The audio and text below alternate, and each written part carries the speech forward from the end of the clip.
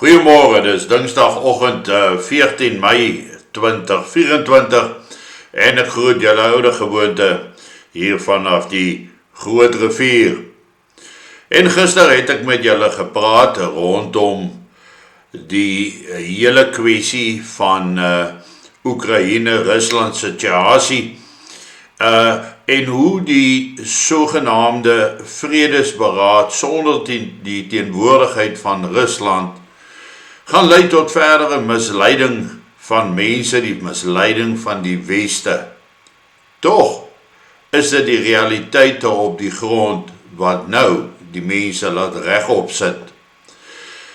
Want boonbehalwe die feit dat die 9de Mei dan nou die Victory Parade was, of die oorwinningsparade, die oorwinning oor Nazi-Duitsland in die Tweede Wêreldoorlog, na aanleiding van miljoene mense wat Rusland in die Tweede Wêreldoorlog verloor het, en ons sien dan ook dat na hierdie feesvieringe, hierdie parade, dat daar ook 'n kabinetskommeling plaasgevind het en dat die Russiese minister van verdediging opgegradeer is in die Veiligheidsraad as sekretaris van die mees gevaarlikste uitvoerende liggaam, terwyl daar 'n nuwe minister van verdediging aangewys is.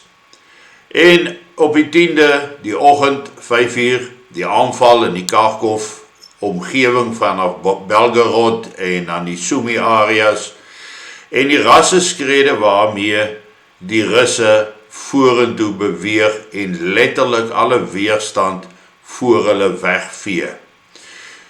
Ek kan nie anders as om vanoggend nou weer te praat oor daardie situasie nie, want vir hoe lank weet ons nou al dat daar grootskaalse korrupsie in Oekraïne plaasvind, dat baie wapentuig verkoop word nog voordat dit in Oekraïne aankom, en dat al die miljarde dollars wat Amerika en Europa inpomp, nie noodwendig gaan vir dit waarvoor dit geoormerk was nie. Ekskuus tog, ons sien dan ook dat daai hele grens, dat die eerste lyn verdediging nooit in plek gesit is nie. Daar is nie mynvelde gelê nie, daar is nie oorwoe verdedigingsstellings gebou nie, niks was voorbereid aan die Kharkov kant op die Russiese grens nie. En dit kom as 'n groot skok, zeer sekerlik vir die Oekraïense regering, sowel as sekere westerlinge, die feit dat die geld wat geoormerk was om hierdie oorwoe verdedigingsstellings daar te stel, om Rusland se vermoë om Kharkov gebied aan te val te beperk, nooit plaasgevind het nie. Dat daardie verdedigingsstellings nie gebou was nie en dat die befondsing wat daarvoor gegee was, nooit gebruik is om die verdedigingsstellings op te rig nie. Woede het daartoe gelei dat die bevelvoerende generaal van daardie Kharkov streek dus vervang was gisteroggend met 'n nuwe lid. Ek is nog nie seker wat hierdie persoon se naam is nie, maar dit is duidelik dat daar tans chaos heers en dat Oekraïne troepe van oor die hele gevegsfront van nou oor 1000 kilometer af onttrek om die gate by Kharkov te kom toesteek, anders gaan die Russe sonder veel weerstand Kharkov kan verower. En dit gaan 'n geweldige effek hê op die Oekraïense gemeenskap, die bevolking, as die tweede grootste stad sou val, en ons dan werklik die posisie intree waar die Oekraïense bevolking gaan deel raak van 'n totale oorlewingsgevegssituasie wat mag ontstaan. Nou ja, die feit van die saak is, die Rusland bly snel deur die gebied beweeg, Hulle praat van net gister 1600 man Oekraïense soldate doodgeskiet is, 3 Leopard tanks, 'n Abrams tank en verskeidenheid van anders hoog gesofistikeerde wapentuig van Amerikaanse oorsprong, Duits en dan ook Franse oorsprong wat in die proses vernietig is. Die realiteite is besig om in die wêreld in te skop. Al hoe meer westerse koerante, en spesifiek in Brittanje, begin meer akkuraat oor hierdie oorlog berig.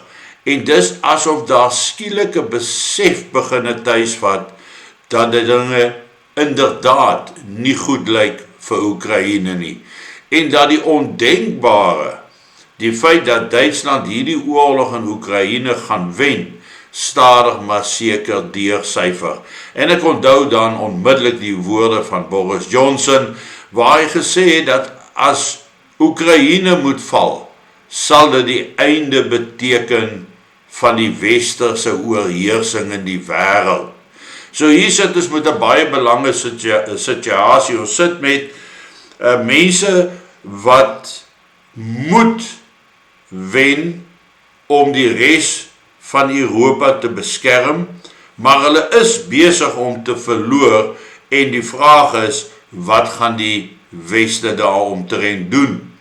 Nou ja, hulle sê, dit was 'n verrassingsaanval, hulle dit nie sien kom nie, baie vinnig en skielik gewees, maar ek dink dit was een verskriklike groot fout, want selfs ek het al geruime tyd die vraag gevra, wanneer gaan die Rusland direk vanaf Belgorod streek Oekraïne binneval? Want dis die gebied van waar al die aanvalle en die terroriste aanvalle, soos dit genoem word, op Rusland vanaf geloods word. So een of ander tyd moes daar 'n aksie plaasvind, en om te draai en te sê, dit was 'n verrassingsaanval, is absoluut ondenkbaar. Maar die feit dat 'n agterloosheid ter sprake was, die feit dat dit kan bydra tot die vinniger ineenstorting van Oekraïne, dit is absoluut dan ook 'n feit.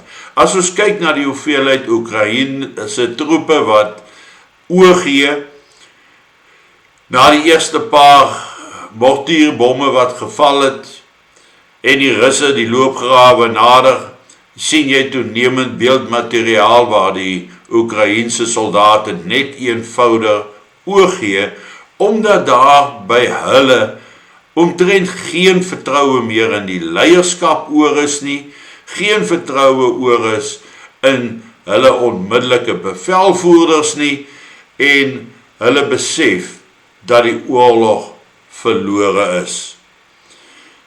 Terwyl Zelensky en sy generaals sê dat die situasie by Kharkov is onder beheer, sien ons dat dit beslis nie onder beheer is as ons na beeldmateriaal kyk nie, as ons luister na wat sê gevange soldate, wat sê van die soldate aan die BBC, waar die een op 'n vraag of hulle dink dat hulle kan die oorlog teen Rusland wen, het die soldaat in 'n moe stem net gesê, nee, ons kan nie wen nie. Feite van die saak is, hierdie realiteite begin nou deurdring tot die westerse regerings, en die vraag is, wat gaan hulle daaromtrent doen? Gaan hulle die Boris Johnson opsie dat die oorheersing van die westerse wêreld 'n realiteit raak, gaan hulle dit toelaat? Of gaan hulle geforseer word om vinniger 'n besluit te maak om stewels op die grond in Oekraïne te plaas? Dis duidelik dat Oekraïne moeg is. Hulle soldate is al vir maande nie afgewissel, gestuur om te gaan rus nie. Daar is soldate wat letterlik van die begin van die oorlog af onafgewissel sonder ruskanse in hierdie oorlog betrokke was. Dat Oekraïne uit mannekrag uit hardloop is 'n feit, en dis baie duidelik dat hulle op hulle laaste bene staan. En dat die Weste baie vinnig 'n besluit sal moet neem. Rusland gaan nie vir 'n ooreenkoms val nie. Rusland wen en mars voort op alle fronte, oor 1000 kilometer lange front, beweeg hulle weswaarts, dag na dag, neem hulle meer grondgebied in, en elke dag is die Oekraïense weerstand swakker. So een van die grootste oorloge in Europa nader nou 'n moontlike eindpunt, maar dis 'n eindpunt wat die Weste, dis NAVO, Amerika, Brittanje, nie wil hê nie. En hoe gaan dit hanteer word? Dit kan natuurlik daartoe lei dat ons 'n vinniger eskalasie gaan ervaar, want die kans is goed dat Oekraïne gaan val voordat die Amerikaanse presidentsverkiesing gaan plaasvind in November, dat die totale land oorgeneem gaan word deur Rusland voordat die Weste kan reageer, is ook 'n realistiese moontlikheid, omdat hulle nie die vermoë het om die verwoeste wapentuig, die tekorte aan ammunisie aan te vul en die Oekraïense magte die vermoë gee om wel te kan weerstand bied nie. So as dit vinniger val as November, wat gaan die Weste daaromtrent doen? En dit kan natuurlik hier vir ons in Suid-Afrika van deurslaggewende belang wees. Ek sit gisteroggend met 'n paar van die lede wat kom hallo sê daar by ons kantore hier in Skroderstraat in Appington, bietjie kom gesels het rondom die situasie in Suid-Afrika, die situasie in die wêreld. Is dit duidelik dat ons eie lot in 'n groot mate gekoppel moet word aan hoe vinnig die oorlog in Oekraïne kan toeneem. En dan skiet ek nie die oorlog tussen Hamas en Israel af nie. Ek dink op hierdie stadium moet ons die situasie beide kante dophou, want beide kante kan 'n rol speel in 'n volle eskalasie na wêreldoorlog 3 toe, alhoewel die fokus tans op Oekraïne is, want benoude katte maak benoude spronge, en die Weste is benoud, NAVO is paniekerig. Gaan hulle skielik van taktiese wapens, kernwapens begin gebruik maak, as hulle sien hulle het nie genoeg wapentuig, toerusting, ammunisie en mannekrag om Rusland te veg nie? Gaan dit dan veroorsaak dat Suid-Afrika ook die afgrond ingaan as gevolg van finansiële geldtekorte, lenings wat nie meer uitgevoer kan word nie, pagte wat nie ingebring kan word nie, sekere noodsaaklike mediese voorrade wat nie die land kan inkom nie, skielike skaarste aan brandstof, die dollar wat ineentuimel, die rand daarmee saam, ons koopkrag wat verlore gaan, en dit alles gaan Suid-Afrika baie vinniger in 'n moeilike situasie bring. En as ons kyk hierna, dan lyk dit als hoe meer steeds, soos ek in die verlede gesê het, asof hierdie internasionale situasie, sowel as die plaaslike ongemaklike situasie, dat dit ergens vorentoe by mekaar gaan kom. En dis nie ver weg nie. Ek praat van op die uiterste 'n paar maande vorentoe. Wat ook al in Europa gebeur, in die Midde-Ooste gebeur, moet ons sien as die grootste aanduiding van ons eie situasie in Suid-Afrika. Want wanneer die wêreld in oorlog ingaan, sal Suid-Afrika 'n spontane ineenstorting beleef, wat ons dan onmiddellik op ons noodplanhandeling plaas, waar ons selfvoorsienend sal moet wees, selfversorgend sal moet wees ten opsigte van alles, van veiligheid af, onderwys, voedselverbouing, en jy noem dit, ons gaan totaal en al op onsself aangewese wees. Daarom is dit tyd en dis belangrik om deel te raak van 'n noodplan, om betrokke te raak by SBB, want dis nie net dit wat fisies in Suid-Afrika gebeur, wat gaan bepaal hoe ons toekoms lyk nie, maar ook dit wat in die buitewêreld tans aan die gebeur is. 'n Korrupte generaal in Oekraïne op die Kharkov frontlyn wat nie die verdedigingsstellings gebou het soos hy moes nie.